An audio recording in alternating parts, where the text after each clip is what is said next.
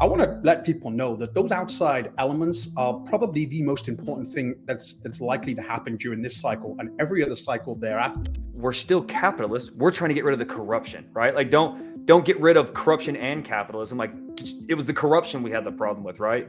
And so again, when I talked with Gene, I was like, a big issue in the current system is deception and perversion. We're on the verge of a couple different revolutions, I think. I think that, crypto is kind of going into uncharted territory, whether a lot of people want to acknowledge it or not. We have a big, huge amount of finance that's on the precipice of coming in. As we go forward, and AI is just one of those narratives that I think is seriously going to change the landscape ahead. Platforms like Liquid Loans are going to be super important because they are still going to be creative kind of vehicles to make the most of your money so that you're not stuck because you haven't got a job. You've already been positioning your assets. You've already looking at strategic ways to put it to work.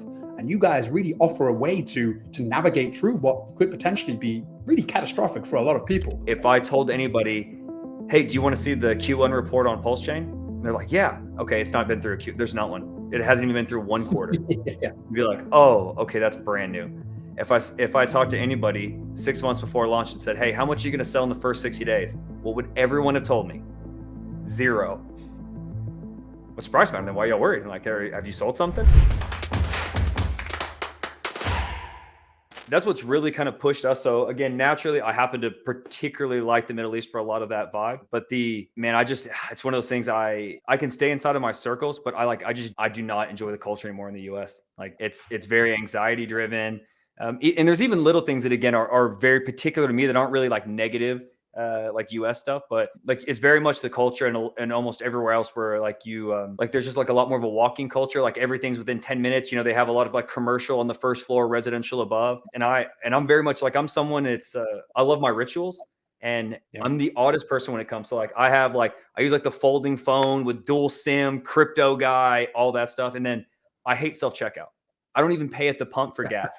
Like I hate that stuff. Like I like my like community stuff. Like to me, like I very much like tech as a tool. I don't like taking away from like nuance and sort of the other aspects of life. And that fits really well with like a lot of Dubai and Cairo. But that's my thing in the US is there's a lot of those like natural, just kind of like, how does your week kind of flow, that I like that culture a lot. Slow. I'm kind of a night owl. So I like that they like just their general vibe with weather. They just like they rest during the hot day, stay out late, like all that kind of stuff really suits me well. And then obviously if you get into, a lot of like just absolute like woke kind of nonsense stuff here, it is hyper unappealing to me. No, I get you. And I think that's, look, I mean, if you're entrenched in the crypto world, it generally lends itself to more of a kind of a free living lifestyle anyway. So being able to venture into different cultures and live to kind of, you see it on channels, which I know they're a little quiche, but when you see Crypto Nomad and some of the stuff that he'll talk about, it's all kind of similar stuff. It's go where you're treated best, or at least go where, the lifestyle suits you best. And I think that, it's good that you're doing that, because, it'd be a little ironic if someone preaching about, all the benefits of crypto and the lifestyle inherent in that isn't also taking advantage of it to make the most of life, personally. And most people, they radically overestimate how hard it is anymore. So like you're in Cairo, just Uber, like it's the same app, right? Yeah. Oh, your entertainment. Well, what are you using now? Netflix, Hulu. Guess what? There's Netflix and Hulu there too, man. So like we've offloaded so much onto where we're disconnected from like brick and mortar locations, and those places have caught up to where, funny enough, like 60% of the stuff you would do is the exact same in Cairo. Like, just again, you can use the same entertainment apps. You can still get on YouTube. I could still stream. You can still run all these things, where there's such an ease of moving around. Like again, just Uber, same app, same everything, rock and roll. In fact, in Cairo, you can actually Uber on the back of a scooter. So I didn't do that. That surprised me. That wasn't my vibe. But you get to, and again, it comes from all these places. Now, again, you still want some of that, connection with culture and language. But, again, like Airbnbs are so prevalent. Like if you want to go somewhere and just say if you like something, you could go somewhere for 6 months, have the same aspect to like all your like, all your kind of like streaming content, stay at Airbnb. You never have to like turn on a utility of any type. You wouldn't have to reach out to anyone else and speak to them. Like you could just Uber, Airbnb in your normal streams, and you would have to, sort through everything else you'd want to do for food and roll around in the experience. But you all your sort of base needs, you just handle them right from there. So when you are, whether again through crypto or other means, when you are disconnected from like the local economy and that needs, like it wildly opens up the world to places where you can just go because you enjoy them, you know? Totally. And I think I mean it's a little tougher for me, I think, having built up my whole kind of I don't want to say portfolio, but the structure of my life in general. I'm invested in so many different things that have a physical presence, or some entities. You may have seen on some of my content. I've just got involved in some bars, some restaurants, that kind of thing, as well as I own a public relations firm. So many things that have employees and things that are all kind of localized to where I am. It's given me less freedom, I felt, in years past, to be able to move around a little bit and start actually, grabbing that kind of travel bug by the horns and actually go see where I want to be based. And I think that for me, that's really something I'm looking to do during this cycle a lot more. I mean, obviously getting involved in certain projects, hopefully, will lend itself to positioning financially against some of those things, but I'm leading a lot of my efforts into really delegation as much as possible. And I think I've held a little bit too tightly to, how to delegate in a way that I trust, because no one's going to treat your business like you, obviously. But I think there's a balance to be had.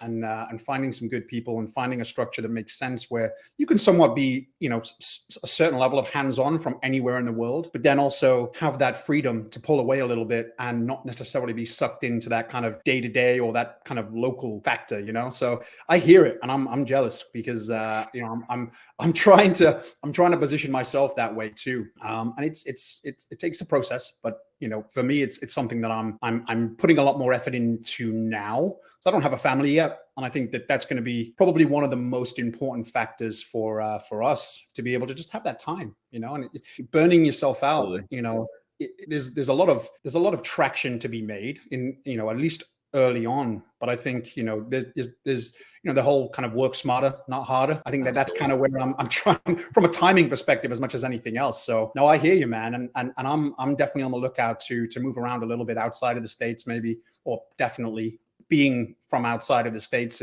It's not such an old hat to me living here, just because I'm relatively new to the States anyway, but I certainly see the benefits in even just the expense of living, being somewhere like the Middle East, like a Cairo, for instance. I have friends I know that they're loving it. They have teachers over there that are making, they wouldn't really do much over here in terms of, being able to live the way they are over there.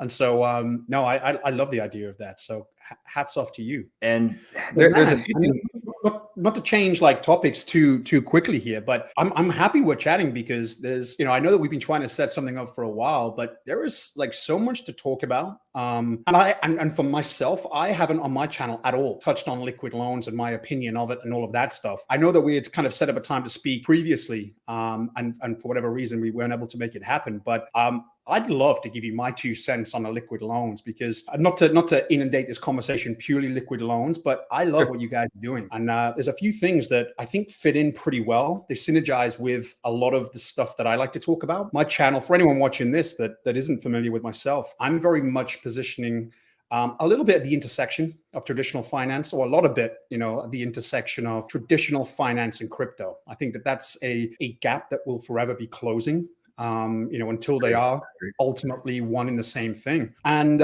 it's tough. And I guess I want to set the context for some of my thoughts here as well, because to me, and I know, we tend to get siloed certainly in the Richard Hart ecosystem a little bit. And you've probably seen on Twitter and a lot of the conversations that are going on as news and events start to wear a little bit thin at certain times, we start, talking about various things purely within the ecosystem, purely kind of a maybe slightly differentiating viewpoints of certain influencers and people in the space that probably lead to some narcissism of small differences. Exactly, right? Yep. And for me, it's interesting because I know a couple of prevalent influencers certainly in this ecosystem tend to think about, I guess, the widest, the more macro lens a little different to me. I know that a lot of folks, especially when, preaching about Hex, preaching about PulseChain, there are a lot of unique selling points. There are a lot of things that we should be educating people on. And it's fantastic to give, the general retail investor the ammunition they need to really jump on board in something that probably we're all thinking will do very, very well. But I do think that a lot of people are, I don't want to say underestimating. Well, yeah, underestimating or not giving enough credence to a lot of the traditional financial money, the legacy finance that's coming into the space. And so just to set the context a little, I mean, we have, we've talked about BlackRock, Invesco, Wisdom Tree, a lot of that. Deutsche, all these big players, all the big asset managers. All of those, yeah, huge traditional finance money. Larry Fink talking about, crypto as of recently, setting the tone for himself and the market. They're market makers, right? And so it's no doubt going to happen where we're going to see a bigger influx of traditional legacy finance coming into crypto. It just is. And I know that some people share or have the viewpoint that we've heard this before, and we have heard it before, but it has also been incrementally, inching forward over those times as well. And whether these ETFs are approved or not, I mean, it's trending in the right direction. And so, I also think just quick on that note, we've heard it before from in the industry. Now we're hearing it from outside the industry. I think that's the biggest difference. We've said they were coming. Now they say they're coming. Absolutely. Absolutely. And I think that, and for anyone who's not really looking through the correct lens, well, not, I would say got to be careful with the wording here, but for anyone who may be a little bit myopic in terms of how they're looking at things, it's easy to get siloed into this community and think of nothing else outside. But I want to let people know that those outside elements are probably the most important thing that's likely to happen during this cycle and every other cycle thereafter. And I think that, as we start seeing some mainstream adoption, we're going to see, ETFs are familiar investment vehicles for a lot of investors that otherwise probably wouldn't get involved in crypto. So many reasons, that we can probably go into if we need to, but, we can talk ad nauseum about the benefits of, these big institutions getting involved into crypto in the way that they are and what that actually means to finance coming into the space, but then how that matriculates through into all of the other kind of ecosystems that we're a part of. And kind of to bring back to my point, the one thing, or many things, but one of the main things I love about liquid loans is just how buttoned up and slick it looks, right? I've noticed that, and you may have talked about this before, I don't really know, but in my mind, we're heading towards a situation where we're going to see a lot of traditional finance players coming into the space in whatever creative means they're going to, and bringing a certain level of polish and sophistication to something that is otherwise traditionally being cowboy. Looking at liquid loans, to me, firstly, the branding, the corporate identity reminds me very much of a lot of the traditional financial kind of institutes and platforms that I'm familiar with, right? Not that I'm not familiar with the crypto landscape, but it's often not so polished. It's usually a web developer jumping on, putting something together that looks like a spaceship and then calling it a financial vehicle. Sometimes they've done the job. But I think one thing I wanted to give you kudos for and your team there is really on that corporate identity and how I think it's going to be extremely important to position not just against the other crypto players in the market right now, but a year, 2 years, 3 years, 20 years down the road, you're already positioning against what will undoubtedly be a somewhat saturated space by a lot of these legacy finance companies coming in and setting up their structure in a similar way. So I think, to me, that's extremely wise. And I mean, obviously it's standing out now. Hopefully, probably, in my opinion, it is part of a ecosystem, part of a layer one chain, especially, that is going to do big things in the future. So I think it's kind of hitched its wagon already to kind of a winning formula. But I also think that as obviously the company, the brand evolves, and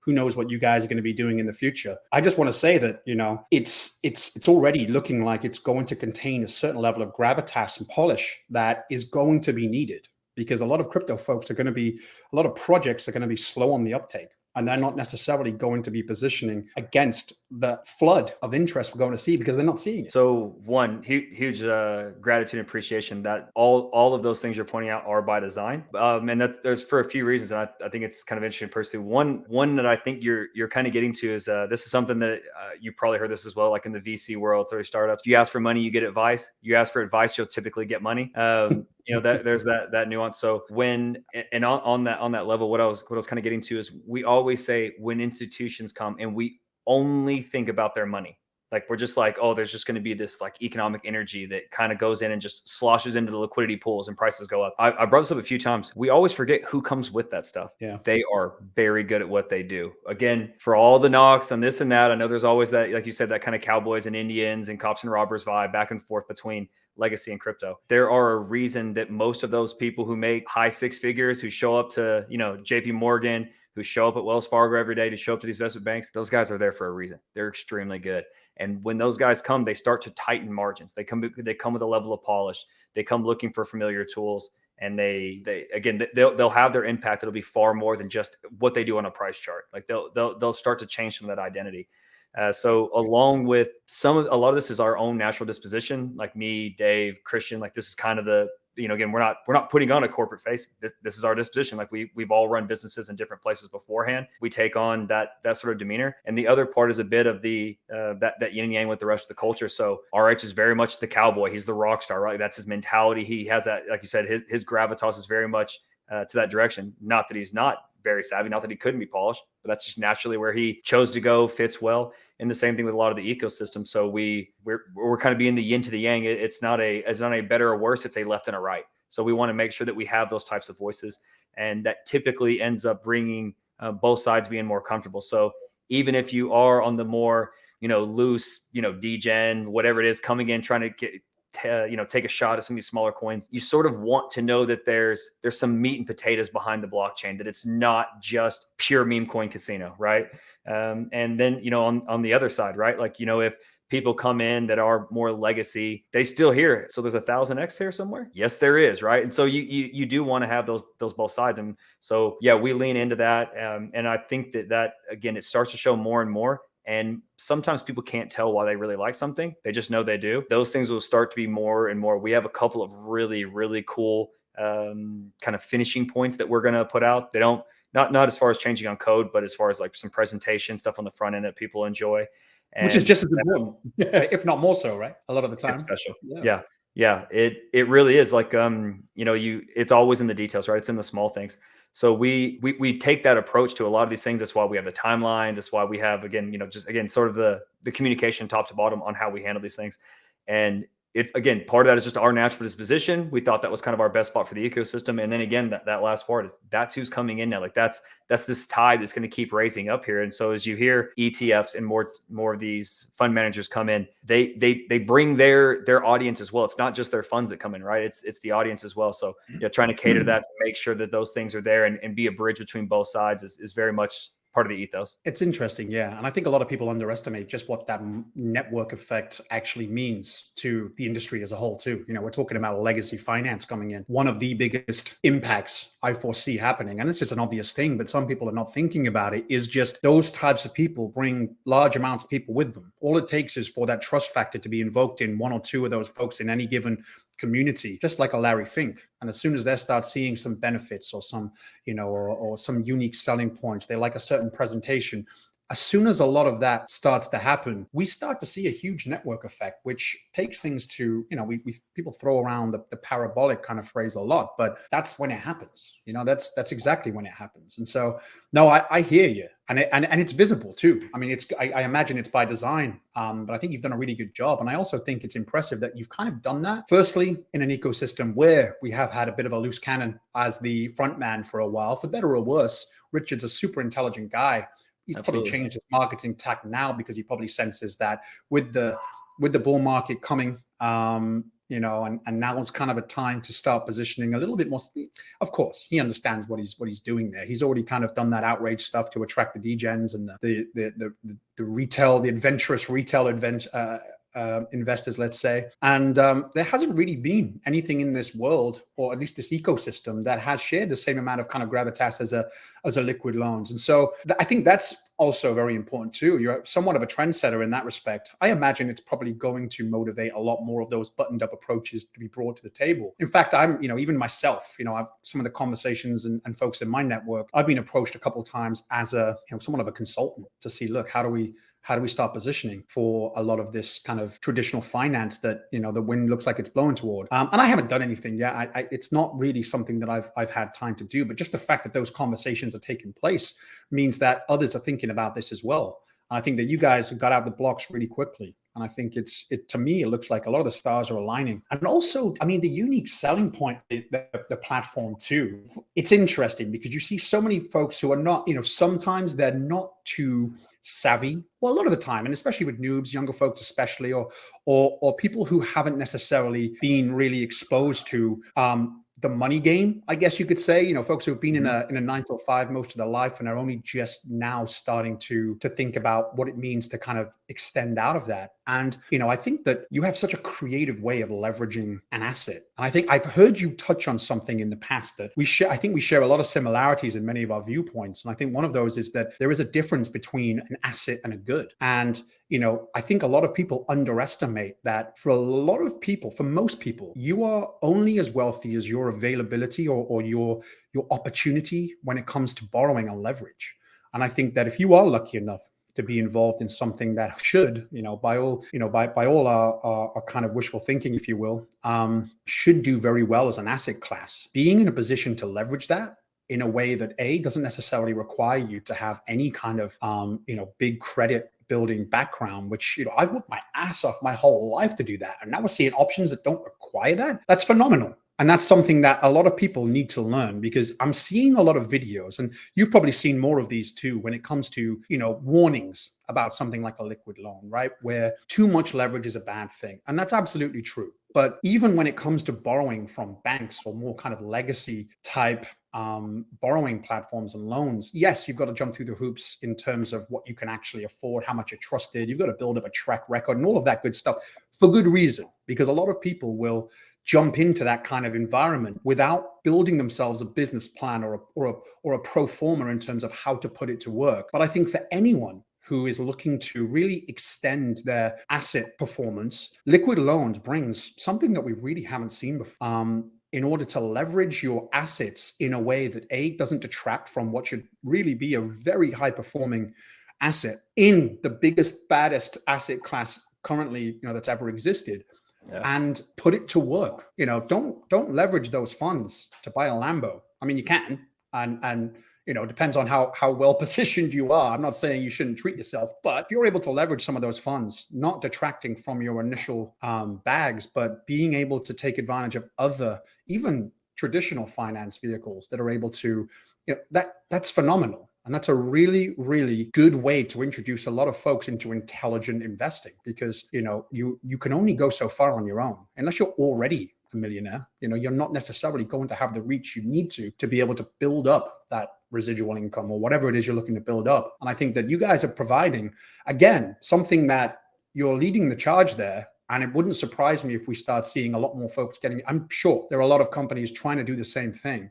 And I don't think the majority of them are going to do it the right way. I mean, you've built something that has phenomenal USPs and is presented in a way that builds that trust and gravitas. There's a lot that goes into a few of those things, and this is something that I'm very hopeful for. And it is on brand with what LL does, and the ethos is, when we look at this next cycle, we've seen it a little bit. And that same thing, kind of like we've said that, hey, institutions are coming. It's like, well, we said that. Now they're saying that. Right. I think that, again, this is something that we have sort of said, but now these tools are available, and there's also an expertise behind them, right?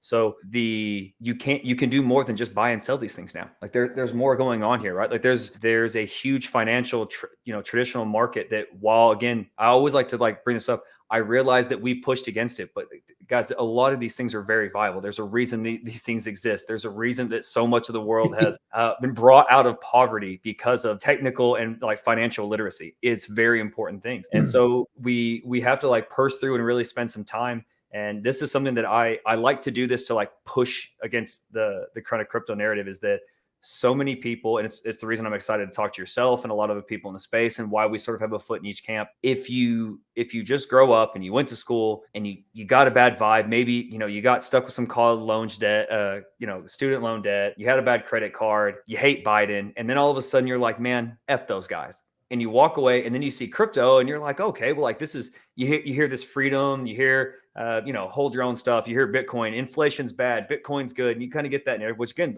all very viable things, but you just know that you didn't like that and that you do like this. And then you just reject all of that. And you forget to learn the magic, right? So you don't understand that, hey, what's going on with grayscale? How can that be improved? Why is that an issue for Bitcoin? You don't understand why an ETF is a good or a bad thing, or how to use something like LL or any of these other tools we have. And you you don't even know where the pressure points are or where what we're trying to fix with crypto. Like they buy into sort of the people in the narrative, which again is a very positive thing. I'm glad there's people in a narrative that are worth buying into, but we're getting to that point where like, hey, like let's add some maturity, let's add some sophistication. And it's so that you don't end up just turning these things into like this big Rube Goldberg that ends up putting out more dollars than you put in. Where there's like, let's build some of the things we kept saying. Like there's utility, there's a margin now, there's a space for a competing market with a lot of these TradFi systems, and most people don't know those things exist for a good reason. So, you know, when we say leverage is a variety of things. Like if you look at like say Uniswap V3, where there's concentrated liquidity providing, like that's leverage. Like that's a form of leverage, right? If you look at something like LL, that's leverage. Okay, well, so is the 100x BitMEX casino. Okay, those are all radically different things though, right? In most places, the lowest form of leverage is either the same or more than the absolute like theoretical possible that you could do with LL. So we're saying leverage as in utilize to the best degree, not leverage like, all right, well, hopefully BitMEX is going good and you just basically bet it all on black. Like these are hyper different things. And so as we kind of progress with, with LL, we hope that when it, again, it does bring this adoption of outside, they see, okay, some of these guys speak the same thing I speak. And I'm still a line from Gene Hoffman. He said they're cypherpunks and sport coats. And I was like, that's what I'm talking about, man. Like that again, like, yeah, man. And so, I hope when I grow up, I want to be like Gene Hoffman. And so, we're trying to do that same phase where we're still capitalists. We're trying to get rid of the corruption, right? Like, don't get rid of corruption and capitalism. Like it was the corruption we had the problem with, right? And so again, when I talked with Gene, I was like, a big issue in the current system is deception and perversion. That's what we're trying to deal with. Many of these things were still really important. Lending, providing, being able to raise capital, all these things are hyper important. What brought this together? They've just been distorted and pushed too far, right? Or they've been distorted and lied to. So you can start to trust things more when you have to trust things less, in the sense that, hey, if we're engaging in smart contracts in Bitcoin, you can be more trusting of that commerce because you don't have to trust median, and it opens up a lot. We talked a lot about just trust in systems in general, and that's where I think that we can progress is, hey, here's the tool. It's out. It's clean. It's audited. Now you can do what you were trying to do originally in TradFi markets without all that corruption and shenanigans in between the two of them. And that's, yes. I mean, I totally agree. And I love that because it is a hybrid situation we're trying to get to. Folks, I think we do run the risk. And I know it's a difficult conversation sometimes. I was on a stream the other day and I think it was Captain was on there. Oh, nice. Someone nice. who I love yeah, I love listening to him, and I think that he's a great advocate and a great kind of voice for Hex. I think the way we differ in our opinion a little bit was kind of in that I see a lot of this TradFi as an inevitable situation, and I think that and I may be putting words in his mouth more, but it was he seemed to have the opinion, whether it's I'm not saying it's right or wrong, but of we didn't need it, or at least we should be we're educating along a different wavelength, in that this is a bit of a standalone environment with a Hex, for instance. And I think that it's somewhat of an uphill battle because, this TradFi is coming. It's definitely coming. Even the conversations that I'm having with some of my network who are all TradFi guys, I've never seen this amount of excitement, this amount of, this inevitability vibe that I'm getting from them and the stuff that they're working on. And so I see it coming. And I think that the only way for us to really capitalize on that happening as much as possible is to position for it, to start driving a narrative that is accepting of these vehicles, this money coming in, being utilized in what you're talking about, in something that is, kind of almost like a hybrid, the best of both worlds. We're utilizing those finances, but we're appealing to them in a way that still spouts the USPs of, why we love our ecosystem, why we love crypto as a whole.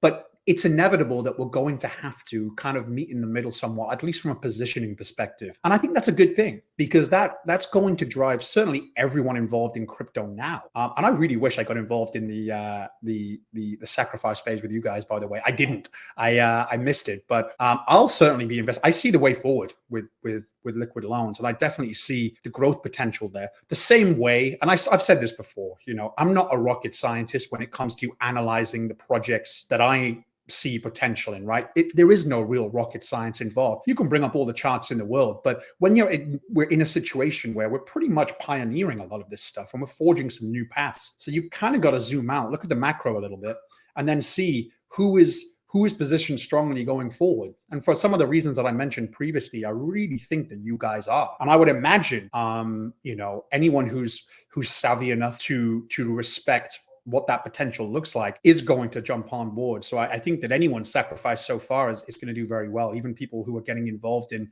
directly, into buying into the platform, not just utilizing it. Because I think I'll probably do some videos on how I would look to, because I've seen some good takes on, but in terms of how to leverage or how to maximize the platform, I would probably take a different dynamic to some of that stuff. And I'm going to probably do a few videos that go into detail on that going forward.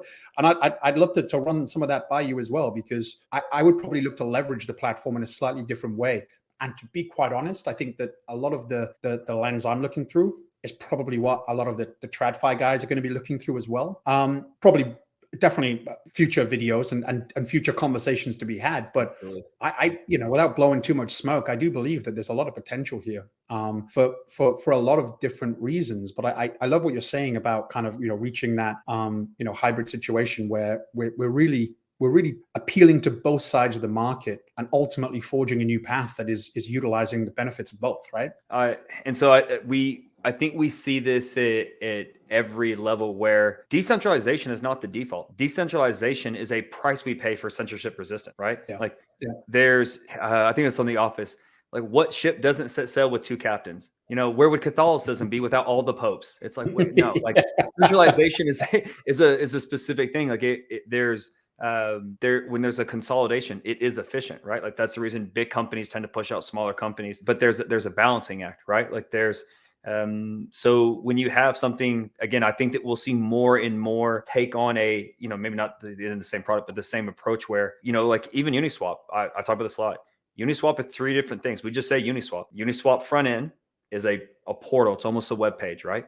There's the Uniswap code, which exists on Ethereum. And then there's Uniswap Labs, which is a company in New York. So like Hayden's a person, like Hayden, who wrote, the founder of Uniswap, like you can call him, like he's a human. He runs a business. He's a professional, right?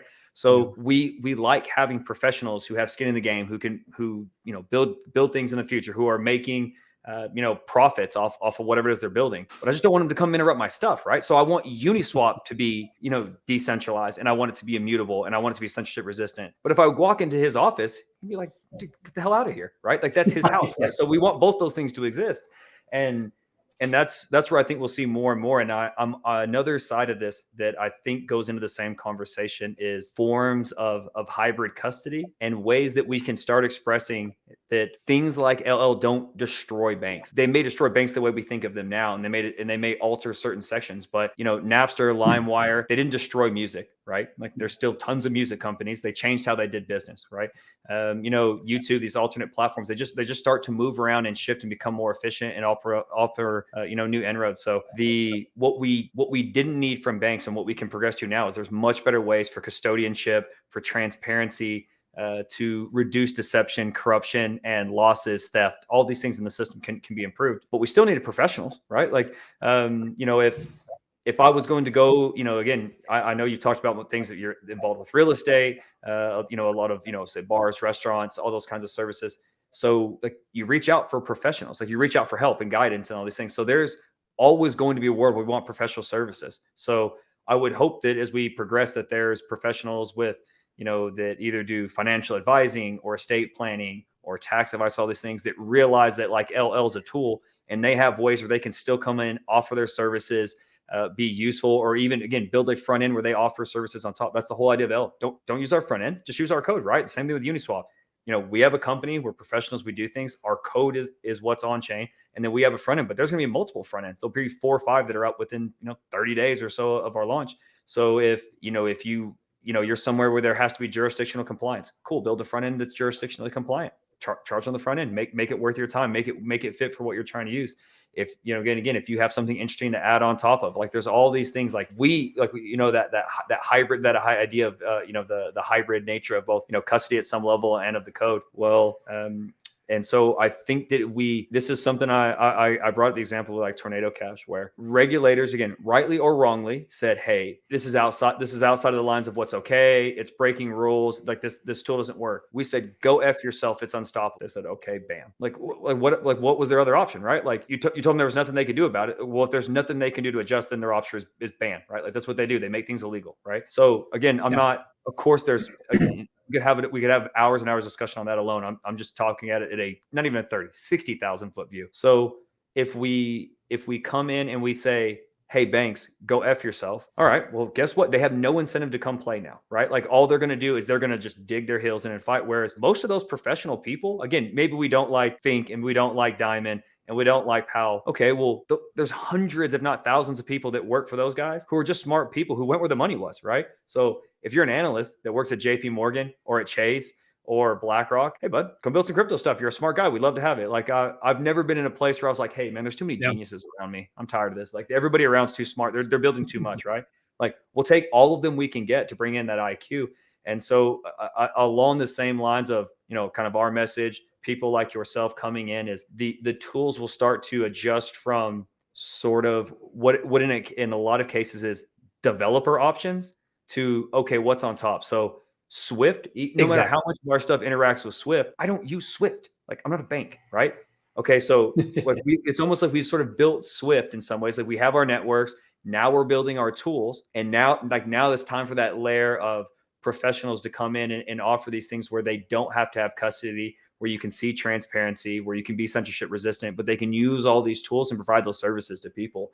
And we're at that point now where we can say, we kind of talked about, how do we educate the world on how to use crypto? In some ways you don't. I mean, of course, we're always going to push the education that we've talked about. But, when we try to like, if you go and meet, someone in their 20s, like, and they're like, hey, I want to make a bunch of money. You're not like, all right, let me go back to fractional reserve. It's just like, man, okay, what do you do? Like you start telling them how to build a business, right? Like you got to give them practical steps first. So rather than trying to just like unload like an entire humanity's worth of economic design and how we manage to put it into these blocks that are chained together, you give them good tools and then people build on top, right? Like the vast majority of people who are the best at using any of these apps do not know how they work.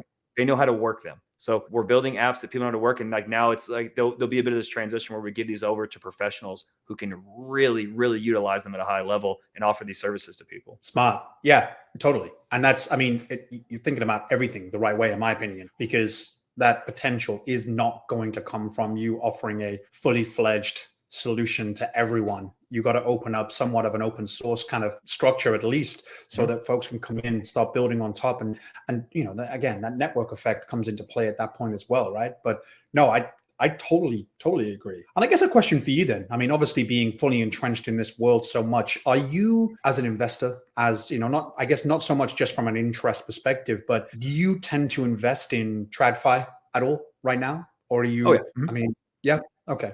And that's a different thing too, because like I feel that, when I'm speaking with people strictly in the crypto world, or at least in this ecosystem, I'll say this too. I mean, I understand that Twitter can be somewhat of an echo chamber, as can Reddit, and a lot of these forum type platforms where, it's just a regurgitation a lot of the time of the same old kind of ideas that are being bounced around. And there seems to be somewhat of a fear a lot of the time about kind of TradFi, or at least a lack of interest in it, because they've already grasped this, like crypto is the future. And, I'm going to just play in this world. And I think that, and I touched on this in my last video. And the reason I ask is because, and I imagine, I mean, you're knowledgeable in the space. And I guess what comes with that is the awareness that you have to have a macro lens on for a lot of this stuff. I mean, TradFi has been around for hundreds of years because, it's effective in a lot of ways. But I put a video out, I think my last video, and anyone who's seen it, my editing is terrible. So I understand, that sometimes it probably takes a little bit more,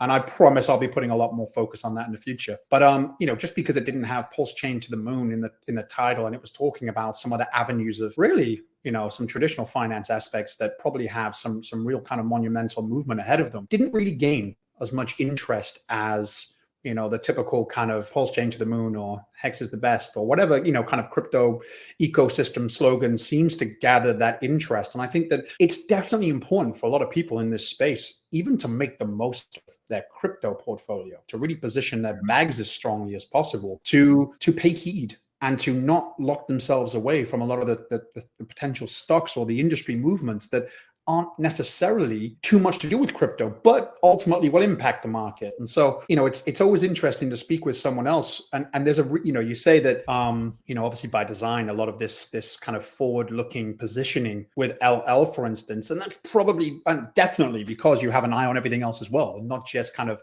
being siloed into, this crypto environment where you're kind of, just listening to the input from within the realm. You know what I mean? I'm being sporadic Absolutely. in my thought process here, but Sure. yeah, no, I think it's awesome because I think that for me, we're on the verge of a couple of different revolutions. I think that crypto is kind of Great. going into uncharted territory, whether a lot of people want to acknowledge it or not. We have a big, huge amount of finance that's on the precipice of coming in, but there are other sectors too. We got AI that right now. I mean, I know. Look, there are a number of crypto projects and solutions that are veering into AI and trying to at least build a narrative around their involvement. I don't think right now that crypto is really solving anything of a pain point in AI right now, which is fine because crypto solves so many other pain points in so many other areas. I maybe you disagree, but I think right now, I mean, we're on the precipice of some huge movement when it comes to AI. And, in my last kind of video, and I'm going to touch on this more just because I don't think I did it justice, but just the impact it's going to have on everyone with jobs, with AI kind of taking so many jobs, with huge companies who, have to date looked every single year at how to, be more efficient in their workflow and, cutting back their workforce by 5-10% a year. We're going to be looking at these same entities, looking at how to operate on 5-10% by making that investment into AI. We see some of the biggest companies in the world, Bill Gates, we've got Jeff Bezos, Elon Musk, all of these huge, billionaires with their conglomerates pumping billions of dollars into the development of AI solutions. And when people do that, and I always say follow the money, right? Same with crypto.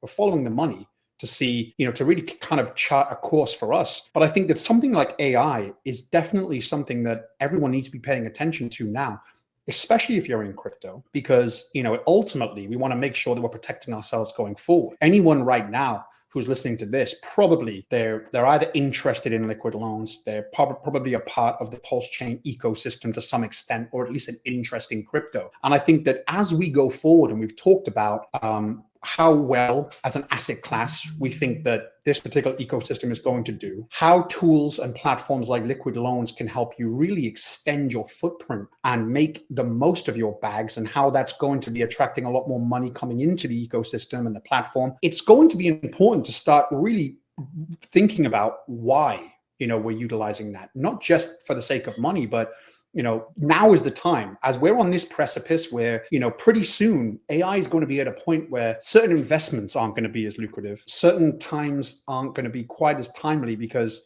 things are already in play. And so it's important to look at various AI stocks, what companies are doing, as well as working on your crypto bags, and then how to leverage those bags and those gains going forward too, because you may not have a job in 5 years, in less than that. You may not, we're talking about a universal basic income from, being thrown around as a term that actually may come to play, because there is some people with the foresight, people with the money are looking ahead and thinking, okay, things are going in this direction, whether we want to believe it or not. I don't think I'm being overly dramatic by saying that we're on the verge of potentially some kind of socialist economic environment. We're in a situation where we could inadvertently be forced down a channel where the majority of people receive this universal basic income as purely because they're not qualified, they're not, whatever it may be, they don't have enough value in what they bring to the table to outwork an AI that can replace them. May seem a lot, doom and gloom, or, some kind of, opinion here that premature, but for anyone really thinking about the bigger picture, trust me, the money guys are thinking about this right now. Right. So I want to drill home the importance now over this next couple months, next couple of years, of really driving that narrative of now is the time to make the most of your crypto bags, to make the most of the moves you make in traditional finance, because there are a couple of things that are changing in such a dramatic way. We haven't really seen this. I mean, we saw with the .com bubble and all of that stuff, and how companies and mega companies like Amazon took over the world and put out the pasture a lot of companies that had been around, a lot of brick and mortars, the Blockbusters of the world, the Sears, all of these things are kind of changing. And so like, in my mind, it's all connected. It really is all connected. And a lot of people, I think, seems to lose track of that because they get siloed into those one kind of dimensional conversations where they go into a bit of a trading mentality and they want to buy and sell it at 10x. We can have those conversations at nauseam right now. Sure. I mean, if you're in the PulseChain ecosystem, like you don't have to be a rocket scientist to see, oh, prices are low on something like a PulseX right now. Common sense would tell you should probably be accumulating. Dollar cost average into that because you're probably going to make some money. PulseChain the same, Hex the same, Liquid Loans the same. But then it's like, okay, now I've reached whatever financial goal that I had with this given vehicle. How am I going to make the most of that? And I think that as we go forward, and I know I'm kind of in full circle here a little bit, but as we go forward, and AI is just one of those narratives that I think is seriously going to change the landscape ahead. Platforms like Liquid Loans are going to be super important because they are still going to be creative kind of vehicles to make the most of your money so that you're not stuck because you haven't got a job. You've already been positioning your assets. You've already looking at strategic ways to put it to work. And you guys really offer a way to navigate through what could potentially be really catastrophic for a lot of people. So yeah, a lot of So no, I love a lot of those threads. There's a couple I want to pull on. And the first one, just sometimes we look at, we even call it crypto and TradFi. That's just, it's two flavors, just money, right? Like we're just talking about money, right? So one of the ones where I bring this up in a variety of different ways, but especially when we're saying like, why is crypto better? What can you do with it? You know, how, like, you know, again, what is all these things, right? One of them is just as simple as like how we actually hold our funds. So I bring this up all the time. People say like, hey, should I use a hardware wallet? Yeah. Okay, should I use multi-sig? Well, yeah. Okay, but can I keep one on my phone? Okay, Papa B, give me a second. Don't jump on me. Yes, right? So just like in everyday world, if we were sitting there, you know, hanging out, and I was like, oh, Ben, I owe you $5. Just hand you a $5 bill, right? No problem. Okay. If I said $50, well, most of us don't really carry cash app, Zelle, use some kind of app or something, right? Okay. Well, if it was 50 grand, you probably don't want to send you 50 grand through a cash app. You probably don't want to walk around with a big envelope, right? Okay. So now maybe we use a cashier's check, wire transfer, something standard. If I owe you $50 million, there's no way you want me to either show up like El Chapo with a pallet of cash. There's no way you're going to let me just send this through some kind of casual third party. Like we're going to use an escrow service. There's going to be terms and conditions. Like there's going to be a lot that goes into that process, right? But with crypto, somehow we just think that there's one solution. So like I have wallets on almost every phone I have because I do something small with it, right? But again, I don't keep much value there. It's on my phone, right? When it comes to another layer, like I have hardware wallets and I generate my seeds that way. And then I have multi-sig where I hold, you know, larger amounts of value, and they're extremely complicated. They're multiple signatures that come from multiple devices and graphene phones. But I don't do that for $5. The same way in the real world. Like I have like cash sitting on my table over here, but I wouldn't like set, if you can imagine like a title to a home being a bearer bond, the way like an NFT would be in the crypto space. I would just have my title sitting there, right? And I certainly wouldn't have an envelope that had every password to everything I own and all the keys and all, like that's chaos. But because we separate sort of the relationship of like money with our crypto values, you'll see so many times, and this isn't to pick on them, but we have this framing around like, oh, I have one wallet that has everything in it and the seed written down and thrown on somewhere. It's like, you would never do that with anything else, ever, you know? And so like, but again, some of it is just complicated. It's hard. Crypto could be easier. All those sort of narratives have at least a few percentage points of the reality there, but a lot of it is because we tend to view it like it's this alien thing rather than it's money. Like, and I think that in some ways we kind of look at this progression of currency, and I think that crypto actually almost makes it loop, where we go from, you know, barter, then precious metals, and essentially like backed by fiat, and then we have this like fractional reserve. We kind of went to like debit cards.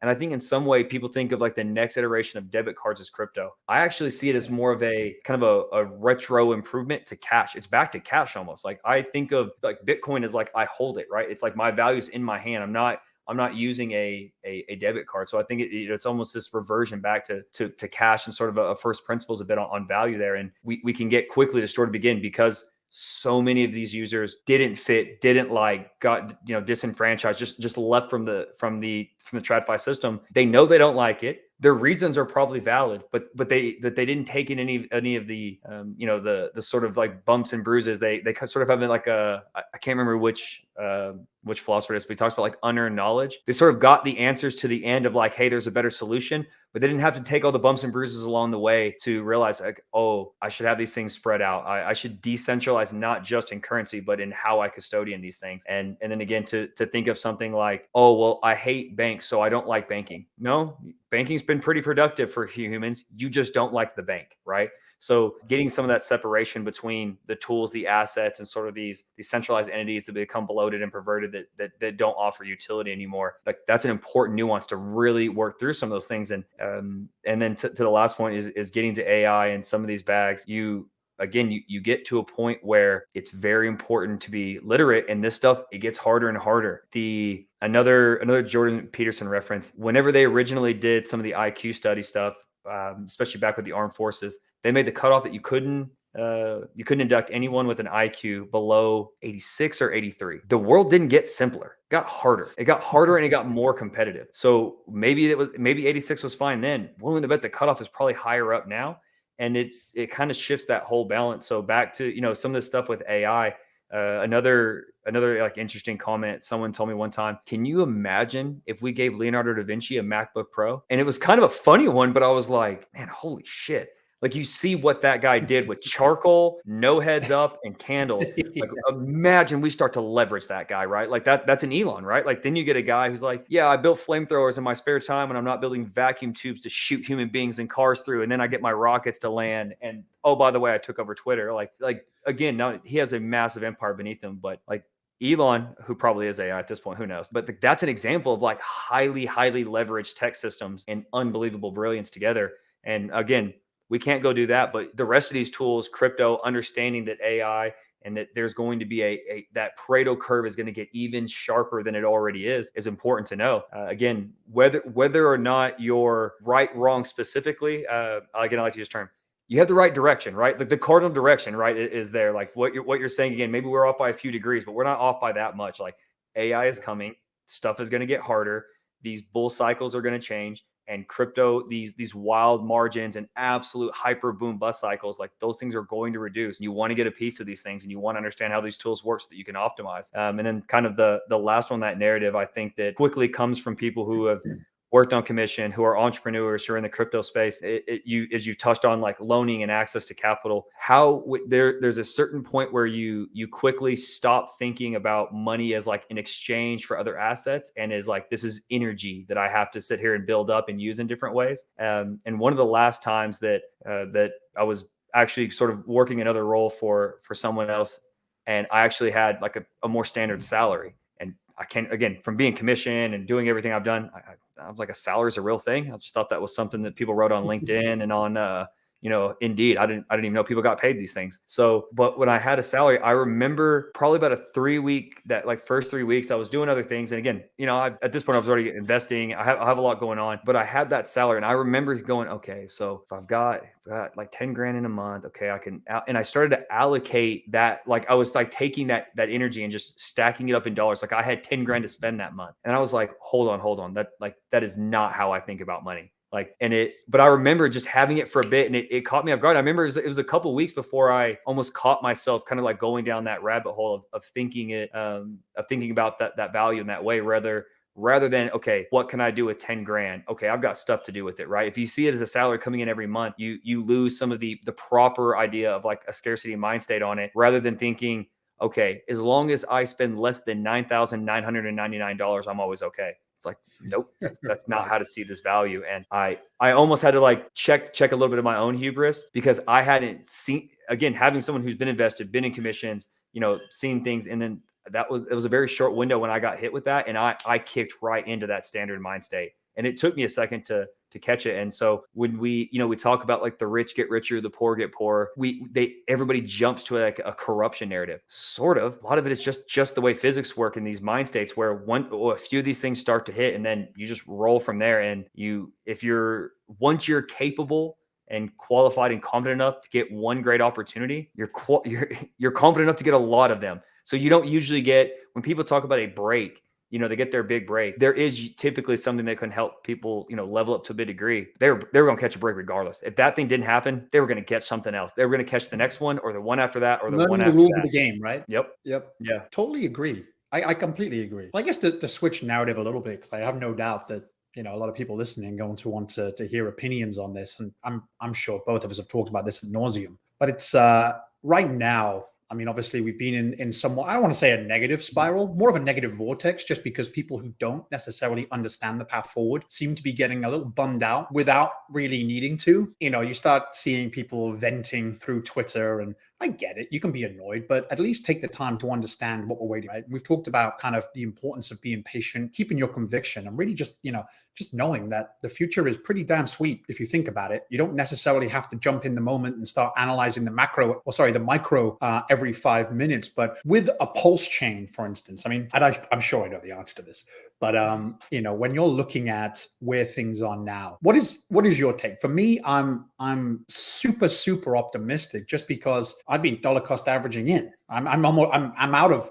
dry powder most of the time. I'm on a month to month kind of dry powder basis now. I've gone through my savings, let's say, in terms of what I was looking to put in initially. And the longer we tread sideways for the majority of this stuff, the better I think it is for stability long term, and the more I'm able to accumulate before we start heading into Moontown. So I'm just curious, kind of what your take is on that too. So there's a few things that I really like to sort of bring through.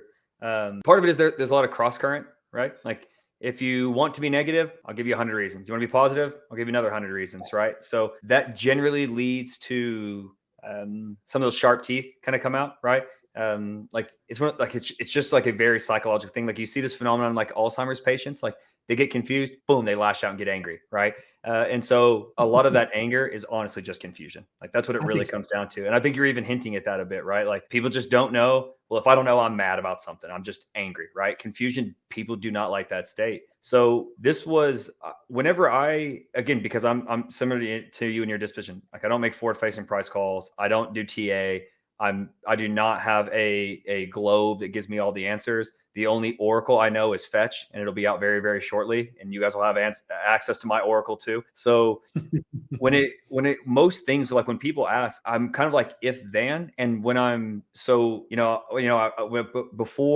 the pulse chain launch, when people are like, well, what do you think EHEX and PX going to do? Well, I think X, Y, and Z, but for the most part, I'm not sure. Which meant that I wanted dry powder on the sidelines because I didn't know which was the winner, but I knew that one of them was going to give me a good entry. So like, I'll just take that. And so I said way beforehand, and I've played it out over the last, like, say, coming on almost 60 days now, 55 or so. I'll just take whichever one's cheap, because I'm just assuming that everybody's going to overreact. So if, again, you see that EHEX is wildly depressed and there's a huge amount of negative sentiment, they're probably correct. So I allocated throughout all these things, looking at PulseX, looking at Pulse. I kind of said way before that, hey, if you just said, hey, which do I think will do better, Pulse or PulseX? Well, I'd guess Pulse. It's a layer one. There's just some historical science. It's really just kind of gut and history. Like, it's not pretty much that simple. And then it's, again, it kind of comes into that like sports betting, where like, what about 2-1? Still probably Pulse. I don't know, because I don't know. 3-1, yeah, that sounds probably about right, which is kind of what we saw play out on Testnet. It's like, that's kind of what that ratio we saw. Yeah. So if it's 3-1, I'm not making big swings, because I don't know, that seems pretty much right. 4-1, 5-1, that sounds like a good deal, good trade. But I don't really make good trades because I'm not a trader. So when I think it's a good trade, it could just be a bad trade and I could screw that up. But very early on, when we saw 8, 10, 15, 20, I'm not good at math, but I'm better at math than that. Right. So like, if you give me like those outsized things, like those outsized opportunities, then I would take advantage of. But for the most part, I just allocate across, and I kind of trust the market to tell me which one I think is cheap. And I take that. Right. So I lean into negative sentiment. So like you said, the difference in buying an asset and a good. And so I want very, very positive sentiments around the goods I buy. I want very, very negative sentiments in some ways around the assets, because I want that area under the curve for growth. So as far as like the strategy, in a lot of ways, again, did I get the numbers right? Did I predict this stuff perfectly? This and that? No, but I always had that mentality of just, hey, here's my best guess, so I'm probably doing this. But if as soon as that thesis is invalidated, I just go the other direction, right? So like, if I've been like, PulseX is going to go instantly to the moon. Okay, so I would have, if I say something like that, what I mean is, hey, I'm going to move into PulseX earlier, but as soon as I'm wrong, that thesis is invalidated. I move on. I don't just double down. I didn't go in 100% the first day. So when we talk about sentiment, a big part I think is that in crypto, again, some of that difference between a crypto and a legacy sentiment. If a crypto person says, hey, I'm a maxi, I'm all in, they mean like 80+%. They're actually all in. If somebody in a more TradFi legacy market, like if me and you were having another conversation and we were sitting there, shooting the breeze, having a cigar, and you said, man, I'm all in on Tesla, I don't assume that 95% of your personal wealth is in Tesla. I think that like 3, right? Single digits still likely, right? So some of that mentality about, again, like even language, right? So if, again, hey, I think PulseX is going to go to the moon early. Okay. So again, I would have DCA'd more aggressively or a larger portion of my allocation, and then it's invalidated. All right, cool. Now what do I think? Okay. Well, I still have some priors, so I adjust. Am I being aggressive? And you basically sit there and sort of plot a course, but people way overvalue that early guess and interpretation or TA, or they stick to it too long, kind of an emotional stop loss as a term there. So some of these things between my natural disposition, and another one is that I don't really have that big of illusion of grandeur. Most of these things I like doing because I genuinely like doing them. So I've heard a few people make the joke, oh, as soon as I make it big, I won't be hanging out with all like sitting around crypto Twitter. I probably will. Like, I like crypto Twitter. Like, I like hanging out with you guys. Like, this stream here. Yeah, we got stuff for L and content. Man, most of them just decided to talk to you. I genuinely enjoy the conversation, right? So since I don't really have some of those like trying to hit 1000x, it's much easier for me to kind of like land on the fairway because I'm not trying to hit hole-in-ones. I'm not trying to hit eagles. I'm playing a range just like a poker game, right? Like, there's more fun ways to play poker, but playing a nice range is that's how you win tournaments, right? So those things have helped keep me pretty grounded. That don't come from a place of like wild technical expertise, or I don't have two quants that are back here just hammering out math and analyzing liquidity pools. It's very much just, hey, I'm trying to hit on the green. I'm trying to stay inside of a range. There's things I think will be productive in a year where if I'm wrong, I'm just wrong. So, and again, if you take that mind state also where you don't have to necessarily sell things for a variety of reasons, whether it's tools like LL or just not overextending yourself. If I went in heavy in, we'll say EHEX because it's the one that's very depressed right now. If I bought a huge bag of EHEX at 5 cents, I'm not like, well, I'm wrong and cash out because I have a long-term investment on them. I'll just wait. Like, it's fine, right? So that I think all those things kind of rolled together between not being overconfident in your initial guesses, your observations, your own evaluation, looking at sort of this market dynamic and realizing that, hey, I'm buying into some negativity. And then again, trying to the idea of like playing a range where if I'm just betting to be positive, I'm going to hit a crypto outlier eventually, right? So these things go up massively. So that I think that just that mindset of just, hey, I want to be aimed in the right direction. as long as I'm aiming toward quadrant 1, I'm probably going to work out okay. That smooths a lot of the anxiety out for myself. And then again, to some more of the specifics, I think that I think you've hinted at a handful of the reasons, and we talked about them, that narcissism with small differences, when you're insulated, you tend to argue about smaller and smaller differences, right? So if you give us a room of 100 random people and me and you are in the room, we're going to basically stand shoulder to shoulder and be like, you guys have no idea. We're the cypherpunks and sport coats reference, right? We're going to say, hey, you guys should own your own stuff. You should eat better food. You should be a grown ass man. You should do like, we're going to sound very, very similar. Yeah. If you go down to say 50 people in an invest, that are more legacy investment, okay, we would be farther apart there because we're going to narrow the scope. And if you go down again and again and again, and you keep getting to a narrow point where the smaller the group, then more of our differences would start to show. So if all we do is sit inside of a silo and the difference is the small e and the small p in front of hex, we're on different teams now. And you see that with Pulse and PulseX. You see that with farm or no farm. And again, we get into these, we just start to argue about smaller and smaller differences. And when you start to do that, you start fighting with people who usually had your side. You start to sort of pick at people you would have considered close. And so you sort of like, you end up with not just negatives, but negatives where you previously had positives. And it can be kind of compounding there. So I think that's a big part of this, like a kind of a rough patch and tumultuousness that we feel is it's a small thing that where people are kind of turning on again. It's most of these differences are on the outside. Go ask a Bitcoiner if they know the difference in EHEX and PHEX. Go ask somebody on Solana if they know what Pulse and PulseX are. It's all just one ecosystem. They think we're all the same. They can't tell you apart, right? So I think that there's some value in that. We see that with all kinds of things around the world. So like, if you think that you're a Republican or a Democrat, if you go find somebody from the Middle East, you're just American. They don't know. They can't tell, right? So it doesn't mean that those differences aren't more important in certain phases. But if you just zoom out a little bit, you guys are on the same team. Like, we agree on 90% of the world, and we're only fighting with the 10% that we have different. And that stuff passes. But until then, I do appreciate the buying opportunity, guys. So I want you guys to be nice, but if you're not, I'm just going to keep buying. And I feel the same. And I feel like right now, I mean, even when there is certain, quote unquote, negative sentiment, it takes discipline to buy right now. It takes discipline to hold. It takes discipline and probably experience and reaffirmation on why you shouldn't panic too. But that same discipline is going to come into play when we start reaching the highs. We're going to be in euphoria. No one's arguing. Everyone's just super excited and holding hands, singing Kumbaya because prices are up. You're going to need that same conviction to start selling when you need to as well. But I think right now, I think we share a lot of the same mentality on this, because I get it. We're at a time where a lot of influencers in particular, who are great for keeping interest and maintaining conversations, but they're inevitably veering towards the micro a lot. We're seeing a lot of, breaking news on certain wallet, transfers, on day candles, and I get it. I mean, and look, everyone wants to put content out there that's engaging, but I do also see the risk there is for some of the more fickle or the insecure investor out there who's going to jump on these micro narratives and kind of think that that's the be all and end all.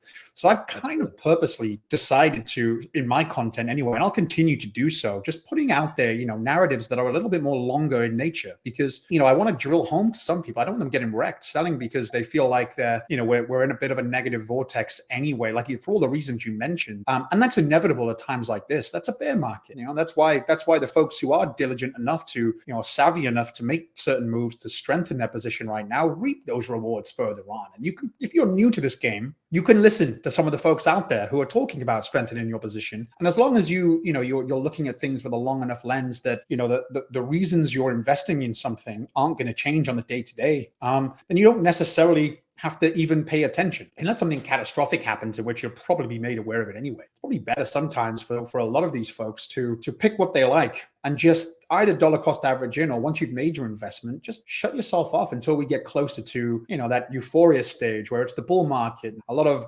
Johnny Hindsight's out there talking about how one time, through the hordes of like negativity or the hordes of panic moments that they've put out there, have talked once about, how good they thought things were going to be.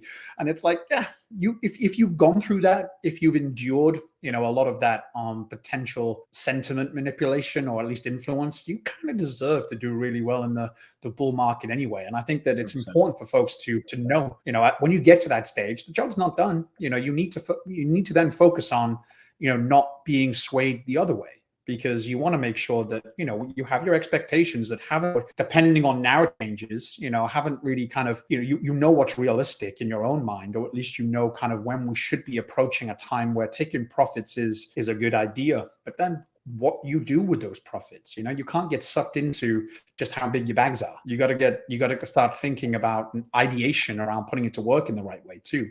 So it's definitely important for people to start putting out more content in relation to that too. I mean, that's really what I'm intended to do, a little bit more so in terms of, leveraging crypto in all the right ways, because it's going to create opportunity. And I think that, the folks out there who are, savvy enough, have enough conviction and patience, and do well during this bull cycle, they need to start thinking about stage 2 of that too.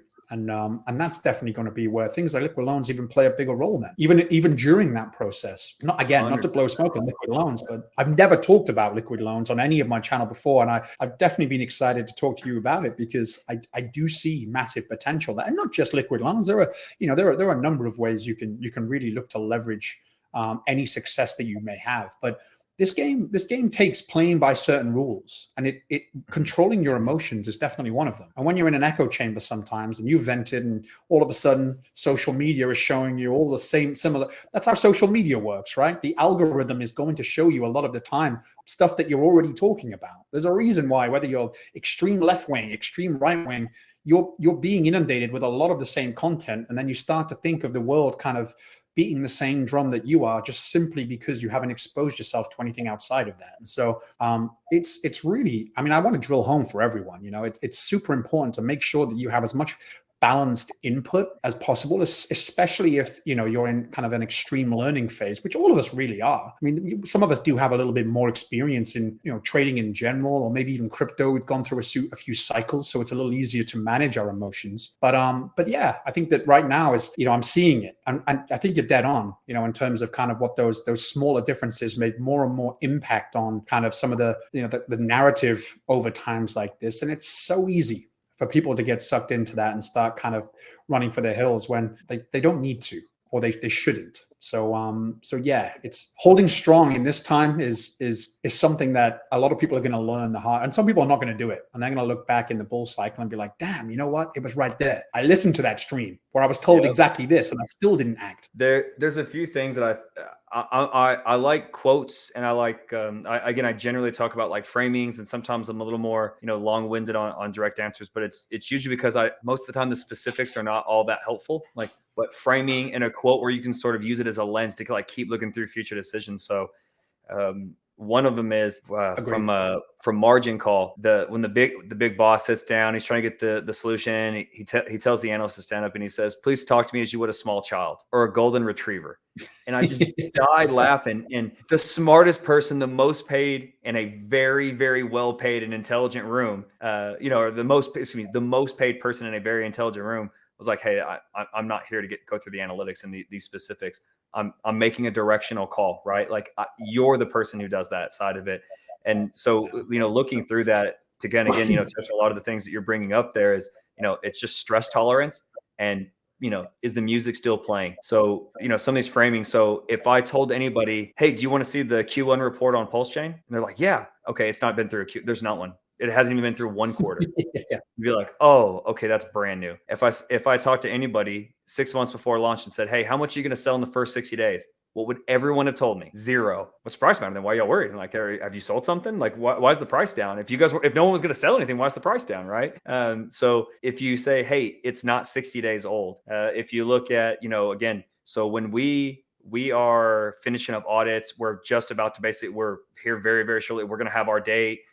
Fetch will come out, and Fetch not only obviously for ourselves, but many projects are waiting on Fetch. So there's going to be kind of a DeFi summer when it comes to PulseChain. Basically, as soon as Fetch comes out here very soon, like you're going to see project, and we'll probably jump out and have 5 or 6 projects.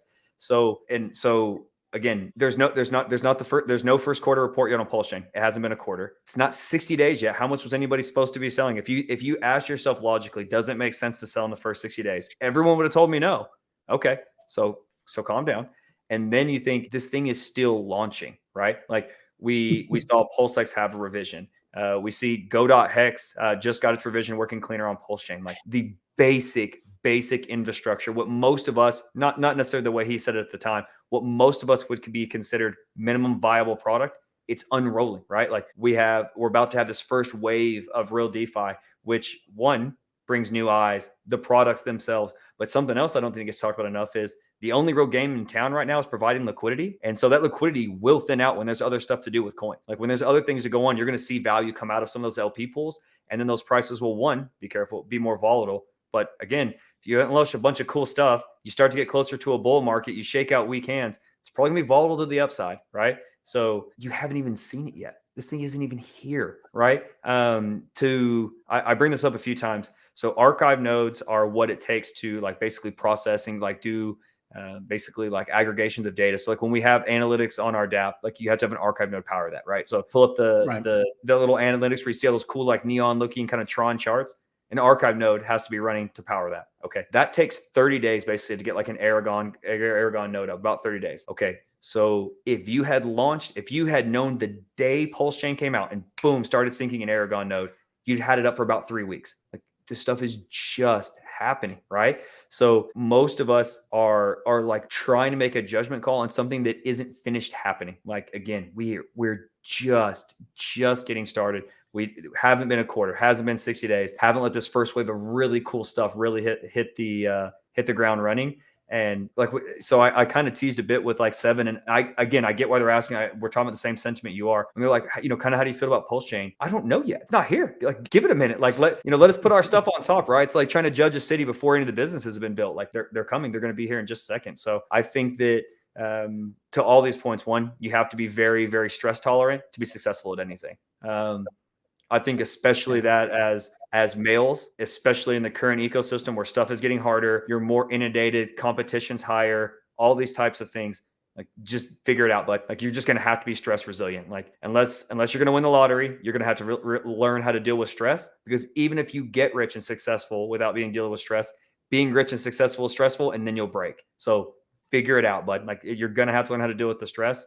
And then again, specifically on the PulseChain side of stuff, like, it'll be another 30, 45 days, these things will hit and all this sentiment will 100% change. You'll watch everybody flip like that. As soon as there's things to do, you'll see the liquidity change. You'll see prices change. You'll see better tools. You'll see new audiences brought in from all these things, and it'll hyper change just in an instant. Totally agree. And I mean, we've talked about so many things here and so many influencing factors that probably will, if common sense dictates, probably will mean, a lot of good things happening to price performance, to the ecosystem going forward. And I know what you're saying in terms of it's still being brand new, right? Nothing's had time to age yet. We've still, we're in a brand new situation. The only people who have kind of been proven wrong were a lot of the folks talking about or speculating that it could kind of blow price performance out of the water of anything ever in the first kind of 90 days, which, hasn't happened. I think for a good reason, you still there? Can you hear me? But there's a lot of things that haven't happened at light speed. But I think going forward, certainly in this ecosystem, it's great because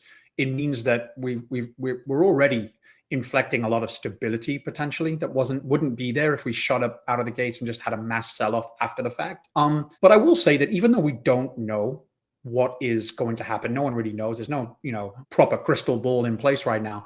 I do think that with all the stars aligning in so many different ways, there aren't too many more straightforward investments to be made right now in crypto. I think that the wind is blowing and all of the right things are happening with a PulseChain ecosystem. And I'm sure, we're involved in other projects outside of this ecosystem as well, of course. But, I think that this ecosystem in particular, but I do think that, if you're going to take a speculative gamble on something, and I use the word gamble, it's an investment. It's an informed investment, right? You're doing your due diligence. Hopefully anyone who's getting involved in this stuff, you're trying to learn as much as you can. I think there are a number of flags here that we probably haven't seen to the same extent, for a lot of crypto projects, aside from, in hindsight, a Bitcoin or an Ethereum, for instance.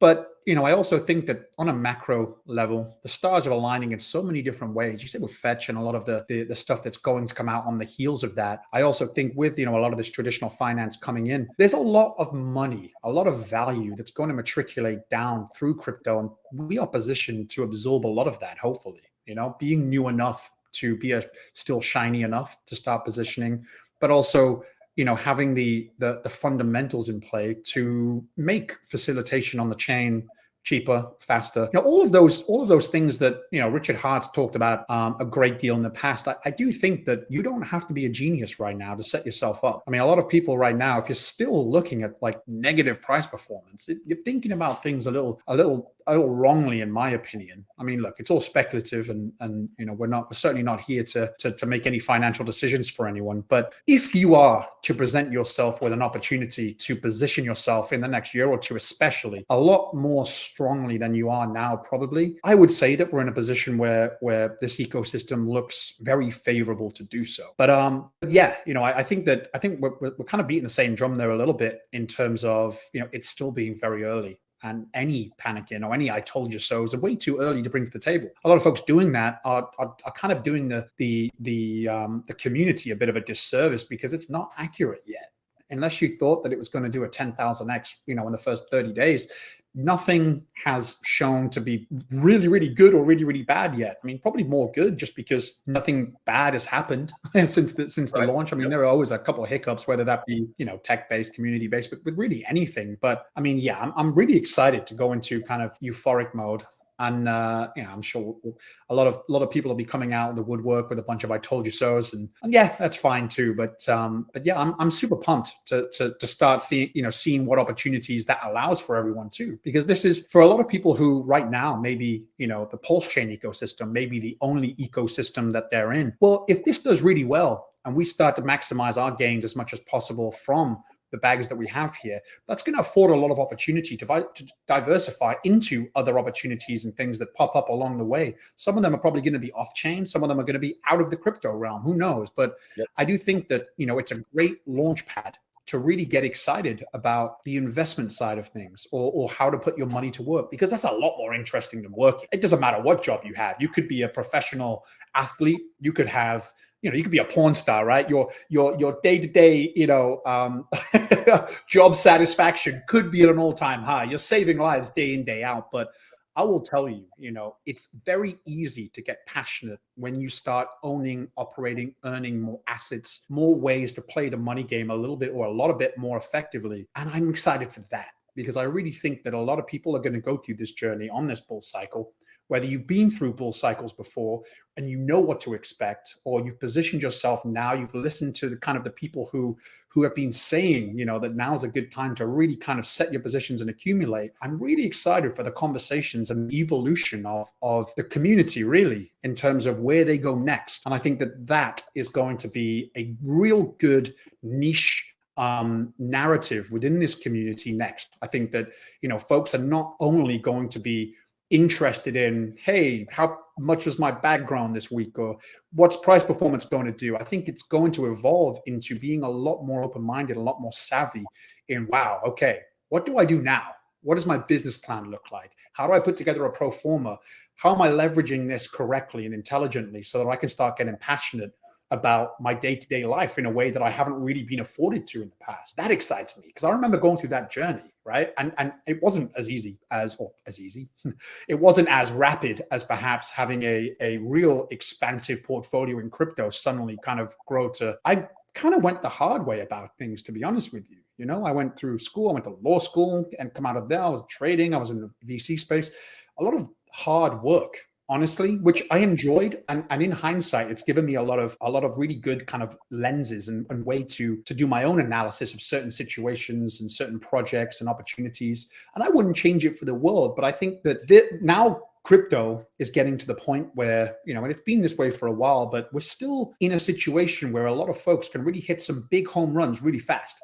And I know a lot of people in that moon kind of language have talked about, that what's the word for it, where you make a lot of money very quickly and you're kind of unsure. Sudden wealth syndrome. That's it. Yeah. Sudden wealth syndrome. And I think that's important to bear in mind too. And I think especially when we're in certain ecosystems, that if they do half as well as some of us are expecting, then it's going to create a very scary atmosphere for a lot of people. And I think that it's so important to get educated in kind of post explosion, right? Because if it does happen, not only is it taking your mind off the micro kind of negative sentiment right now, and also potentially protect you from that kind of over euphoric attitude if things should start going well. I think educating yourself now, as well as setting your positions, is extremely important to make, for mental clarity, so that when that time comes, you're excited and you're able to start creating a life that you want, as opposed to just thinking about how big your bags are. No, I echo those sentiments very much. So they really all start to like blend together. This idea of just, again, stretching out timelines ends up making you make better decisions, even on that short frame, right? You have a plan for $1 million, right? Okay, so I'm gonna, you plan out all the way to the million. And that way, when you have 10,000 and it goes down to 6,000, you're like, yeah, I mean, I'm writing it out till it hits X, Y, X, Y, Z. Okay, great. All right. Well, now I've got 50,000. Like, do I cash out and buy the Camaro? Nope. I mean, at $1 million, this is what I do. So, like you said, it gives you guidance along the way. It'll help you, weather some of those storms and moments, and you'll also feel the need to be less dialed into the 4-minute chart, because you're not going to be a millionaire in the next 4 minutes or the 4 minutes after that. Stop staring at the chart then, man. You got other stuff to do, right? Like, get back to it. And I've even sometimes on some of the smaller bags, like this is one that like it sounds rough, but it's genuine advice. Like, you know, that you'll see those questions like, if you only have $1,000 invest, where should you invest, kind of thing, or what coin would you put it in? Fucking job. Get your ass to work, go make some capital, man. Like, I'm not teasing anyone that's got a small bag, but why if you're trying to make $1 million out of 1,000, you missed the boat already. Like get back to the grind of whatever it is, whether if it is going to be in crypto, if you're going to trade, it's not what I would do. But like, you like get to it, right? Like the idea that you're, you know, trying, you know, again, like that's the, you know, again, that's the equivalent of like taking 10,000 to 1 odd bets. Like you're trying to bet a 10-way parlay. Like that makes no sense, right? Like stick to that plan and grow those things. And you can see this goes as you go up to one of the things that I've quickly realized and started implementing. You know, if you want to say, you know, make $500,000 a year. Well, if you have $1 million, you need a 50% return. If you have $10 million, you need a 5% return. And if you try to make a 50% return, I'll explain to you how you're about to lose all your money. So you take a 5% return, and not only do you get to the same spot. Now, again, it's hard to make $10 million. I'm being slightly flippant there, but the point being, the more you focus on that capital and that generation, then you start to be able to take less and less and less risky plays, protecting that principal and being able to afford the same type of yield generation. And that's why, you know, you see that as you go on. And, you know, that's why bigger institutions don't jump into these smaller and smaller plays. That's not their goal, right? And you see it slowly trickle down to where, you know, you handle, you know, 100,000 different than 10,000, and you handle 1 million different than 100,000 and 10 million and so on and so forth. So people start to, you know, again, it goes back to that, hey, how, you know, affording that lifestyle, how do you handle things? Like these things all start to go together where, okay, you get $1 million, now what? Okay, well, I want to do X, Y, Z and free up time or do that. Like, again, having some of that forethought and planning, you know, helps with the stress along the way. It makes you like start to learn these tools ahead of time. And again, it ends up really being what is it? Almost a prescriptive version of affirmations, where it'll just make it infinitely more likely on a ton of these different kind of resonances. And so, yeah, we're coming up around that 130 mark. Man, this was exactly the conversation I was hoping we were going to have. And I think that we'll have very fruitful, more technical ones as we get launched here soon, and we can really dig into some specifics. But I love speaking to people that have that more of a TradFi viewpoint on crypto, but still have plenty of crypto knowledge to be able to pass it on.